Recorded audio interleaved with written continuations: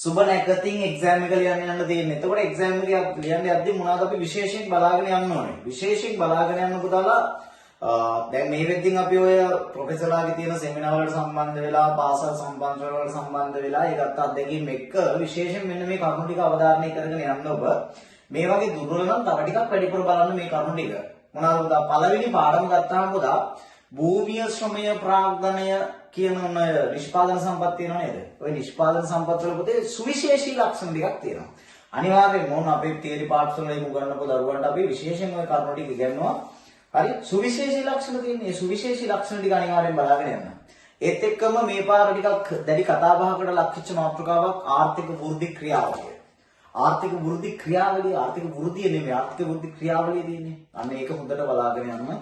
right ඒත් එක්කම පුතා මේ අලුත් concept එකක් තියෙනවා දැන් අලුතින් මේකට අපි නිතර කතා කරන එකක් අලුත්ම කියලා කියවට අලුත්ම නෙමෙයි මේක තිබ්බා ඒ කාලේ ඉඳන් හැබැයි දැන් වැඩි කතා බහකට ලක් වෙන එකක් මේ රේඛීය ආර්ථිකය සහ චක්‍රීය ආර්ථිකය කියන එක right ටිකක් වැඩි අවධානයක් දෙන්න ඒත් එක්කම මිශ්‍ර ආර්ථිකයක ලක්ෂණ වාසිය අවාසි පිළිබඳව ටිකක් වැඩි අවධානයක් දෙන්නවා පළවෙනි පාඩමට අදාළව ඒක මම ඔය කියන්නේ highlight විය යුතු කාරණා highlight වෙන්න ඕන areas ටික වලගේ හරි right ඒත් එක්කම අපි දෙවෙනි පාඩමට ගියොත් පුතේ ඉල්ලුම් තීරක ටික හරි ඉල්ලුම් නිර්ණායක ටික අනිවාර්යෙන් බලාගෙන යන්න මේ පාරේ අද්දින් එක්සෑම් එකට යද්දි ඒත් එක්කම පුතා මිල ඉල්ලුම් නම්මිතාවයට අදාළව හරස් මිල ඉල්ලුම් නම්මිතාවය ඒකකේ අනිවාර්යෙන් හොඳට ප්‍රැක්ටිස් කරලා යන්න යන්නේ වැරද්ද හරස් මිල ඉල්ලුම් නම්මිතාවයේදී මේ ආදේශන භාණ්ඩ එක්ක ආදේශක භාණ්ඩත් එක්ක තියෙන සම්බන්ධතාවය අනුපූරක භාණ්ඩත් එක්ක තියෙන සම්බන්ධතාවය කොයි වගේද කියන එක හොඳ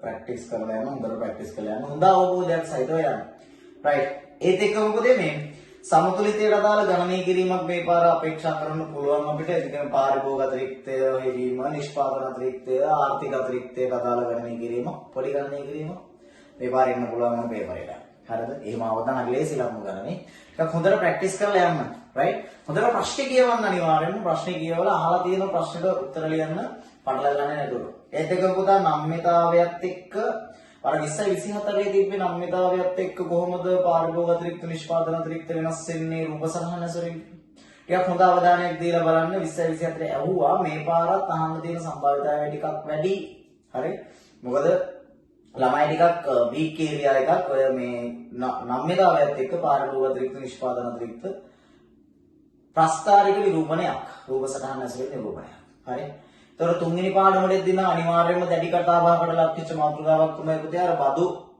වලින් පස්සේ ආර්ථික අතිරික්තය ගණනය කිරීම. මේ පාරත් අපි ගෙස් කරනවා බද්දක් ඇසුරින් කොහොමද ප්‍රතිවිපාක ටික විස්තර කරන්නේ බද්දක් එක්ක.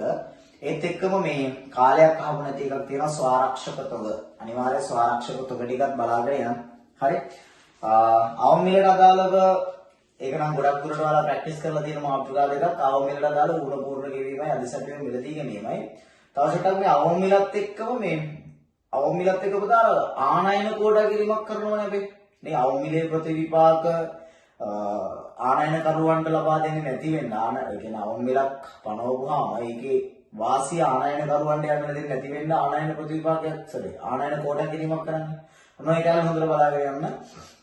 ටිකක් වැඩි බර දැමීමක් සහිතව. හරි. ඒකව පුතා හතරවෙනි පාඩමෙට කියපුවාම හැමදාම වගේ ජනප්‍රිය ප්‍රශ්නයක් තියෙනවනේ හීනවනාන්තික ඵලදා නීතිය.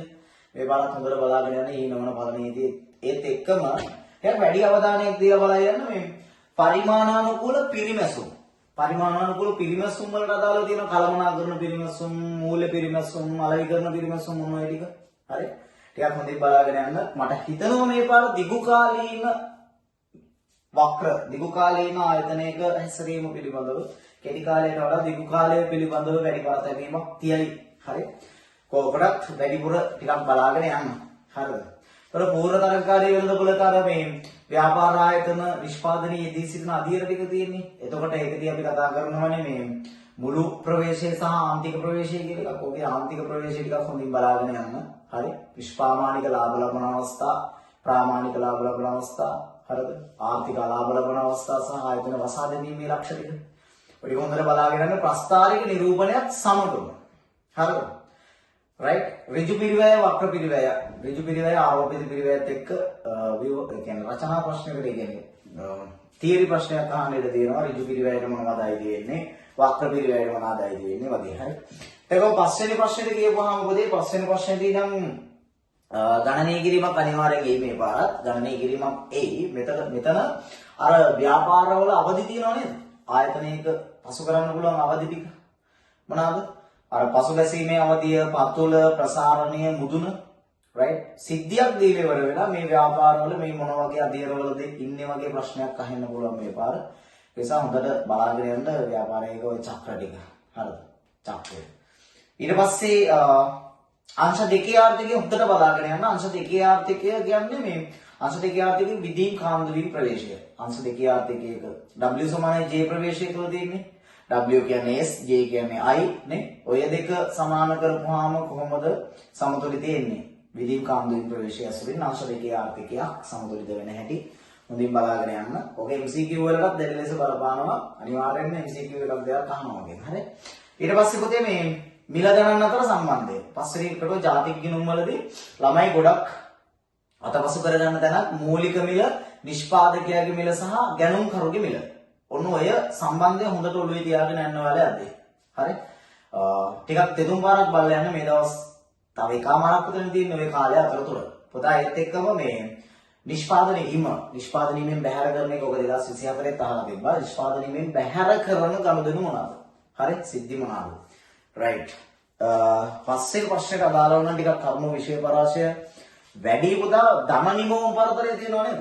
අපි කතා කරන්නේ අර අපේක්ෂිත ඉල්ලුමට වඩා වැඩි ඉල්ලුමක් තියෙනවා නම් මොකද්ද පරතරය? ඊට වඩා අඩුවෙන් තියෙනවා නම් මොකද්ද පරතරය? ධන නිමවුම් පරතරය සහ ඍණ නිමවුම් පරතරය ප්‍රස්තාරික නිරූපණයක් හොඳට බලාගෙන යන්න යද්දී ඒකදී උද්දමනාත්මක පරතරය සහ අවදමනාත්මක පරතරය ඔය තුන හතරම හොඳට බලන්න යන්න ඕනේ ආයතේ. හරි. එතකොට පුතා ප්‍රශ්නාංක 5 හරිනේ. විශේෂ කාරණා ටික මේ කියන්නේ හරි. එතකොට ප්‍රශ්නාංක 6ට ගියපුවාම මේ පාර දැඩි ලෙසම බලපෑමක් කරනවා අලුතෙන් ආපු මහ බැංකුව ඇක්ට් එකට. හරි. ගිය අවුරුද්දේ වැඩි බර තැබීමක් තිබෙන්නේ නැහැ නේද? ඒ කියන්නේ මේ අවුරුද්දේදී අනිවාර්යෙන් ඕකට වැඩි බර තැබීමක් තියෙනවා. ප්‍රශ්නාංක 6ේදී මහ බැංකුව කොටස අනිවාර්යෙන් විශාල බර තැබීමක් සහිතව ඔයා බලාගෙන යන්න ඕනේ. ඒකෙදි නම්‍යශීලී උද්දමන ඉලක්ක කරනාම හරි. එක් දින ප්‍රතිපත්ති පොලි අනුපාතික හරි වෙනස් වෙච්ච දේවල් ටික ඒත් එක්කම අනිවාර්යෙන් මේ පාර කේන්සියානු න්‍යාය හොඳට බලාගෙන යන්න. කේන්සියානු න්‍යායට අදාළව උද්දමනයක් ඇති වෙන්නේ කොහොමද? ඉල්ලුමෙන් නැතුණු උද්දමනය right. ඒක හොඳට බලාගෙන යන්න. එතකොට 7 වෙනි ප්‍රශ්නෙට ගියපුවාම මොකද? 7 වෙනි ප්‍රශ්නේදී බාහිරතා ප්‍රස්තාරික නිරූපණයක් අනිවාර්යෙන් මේ පාරෙන් ඉඳ දෙනවා. හරි. ඊට පස්සේ ණය ප්‍රතිව්‍යුහගත කරන වලට බලාගෙන යන ටිකක්. හරි. සුද්ධ පොදු භාණ්ඩ ගැන අපි කතා කරන්නේ. සුද්ධ පොදු භාණ්ඩ, අවගුණ භාණ්ඩ, හරි. සුභ සාධන භාණ්ඩ. මේ භාණ්ඩ ටික හොඳට බලලා යන්න. අනිවාර්යෙන් ඕකෙන් ප්‍රශ්නයක් ජනප්‍රියයිනේ. නේද? ඔය භාණ්ඩ වර්ග වලින් ප්‍රශ්නයක් ජනප්‍රියයි. ඒක නිසා අනිවාර්යෙන් අහන්න තියෙන ඉඩකඩ 90ක් 95ක් විතර. භාණ්ඩ හරි. ඊට පස්සේ ලංකාවට ආපු විස්තීර්ණ ණය පහසුකම්. එතකොට ලංකාවේ අයවැය හිගය කොහොමද පියවන්න රජය අරගෙන තියෙන ක්‍රම මොනවද? right. දැන් මේ වෙද්දී අයවැය හිගයෙන් දෙන්න අඩු වෙලා ඒක මොන වගේ ආර්ථික බලපෑමක්ද තියෙන්නේ? ආර්ථික අතිරික්තයක් තියෙනවා. ඒක කොයි වගේ බලපෑමක්ද? ඒක හොඳට බලා ගන්න. හරි.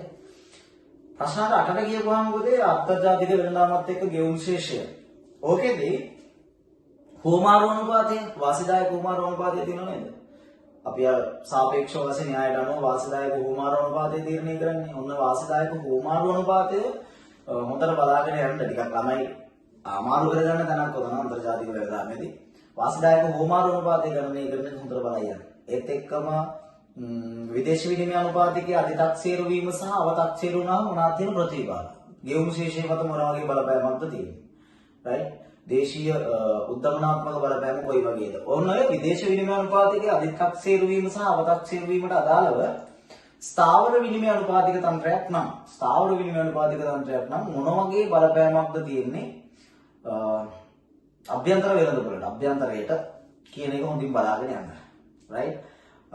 ඊට පස්සේ ඒත් එක්කම පොතේ මේ ගෙවුම් ශේෂ ලේඛනයේ ගිණුම් තැබීම. හරි. ගිණුම් තැබීම මේ පාර පළාත් පේපර්ස්වල අපි දැක්ක ටිකක් වැඩි අවධානයක් දීලා තියෙන ඒරියා එකක් ගෙවුම් ශේෂ ලේඛනයට අදාළ ගිණුම් තැබීම. හරි. ජංගම ගිණුමට අදාළව ඊට පස්සේ මූල්‍ය ගිණුමට අදාළව කොහොමද ගිණුම් ගත වෙන්නේ? ඉතින් ඔය පළවෙනි පාඩම් ටිකට 10ට අදාළව නොය විෂය කරුණු ටිකක් හොඳින් අවබෝධයෙන් තියාගෙන යන්න. 9 10 ප්‍රශ්න වලට නම් ටිකක් කාලීන භාවයෙන් එන ප්‍රශ්න අහන්න පුළුවන්. තව 8 වෙනි ප්‍රශ්නෙට මෙන්න මේ ප්‍රශ්නයක් හිතෙන්න පුළුවන්. අර ගෝලීය අර්බුදකාරී තත්ත්වය කොහොමද විදේශ වෙළඳාමට බාධාවක් වෙන්නේ, මොන වගේ බලපෑමක්ද තියෙන්නේ? ඒක ලංකාව වගේ රටකට කොයි වගේ බලපෑමක් ඇති කරයිද? ඔන්න ඔය වගේ ප්‍රශ්නයක් හැදෙන්න පුළුවන්. සා ගෝලීය අර්බුදයෙන් හින්දා විදේශ විනිමය වෙළඳපොළට විදේශ වෙළඳාමට මොන වගේ බලපෑමක් ඇතිවන තත්ත්වයක් තියෙනවද? වගේ අදහසක් හොඳට තියාගෙන යන්න. රයිට්. ඒ